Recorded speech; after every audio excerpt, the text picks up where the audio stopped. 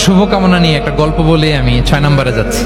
এক লোক মাগরিবের নামাজের আগে তার বন্ধুর জন্য দোয়া করতেছে, আল্লাহ আমার বন্ধুকে তুমি একটা সুন্দরী, রূপবতী, গুণবতী, নেককার, মুতিয়া, কানেতা, জামিলা, রায়া, একজন রূপবতী নেককার স্ত্রী দাও আল্লাহ।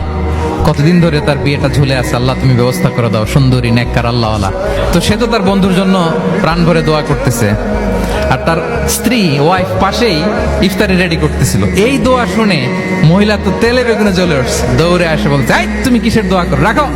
সে বেচারা মোনাজাতের মধ্যে তো ভরকে গেছে, ভয় বলে কি হইলো, আমি তো দোয়া করতেছি আমার বন্ধুর জন্য। তো মহিলা বলে, তুমি কি মনে করছো আমি হাদিসটা জানি না? অন্যের জন্য কোনো ভালো দোয়া করলে আগে যেটা নিজের জন্য কবুল হয়, তুমি মনে করছো আমি জানি না? তুমি ভাবছো হাদিস শুধু তুমি একা জানো, আমি জানি না? না, কি সব দোয়া করে এগুলা? আল্লাহু আকবার, আল্লাহ রহম করুক। প্রিয় ভাইরা, এটা বলার উদ্দেশ্য হচ্ছে আপনি ভালো কিছু অন্যের জন্য চাইলে আল্লাহ তাআলা এটা নিজের জন্য কবুল করে নেয়। তাহলে অন্যের জন্য কল্যাণ কামনা করা, এটা হচ্ছে হৃদ্যতা, ভালোবাসা, সুসম্পর্ক বানানোর 5 নাম্বার টিপস।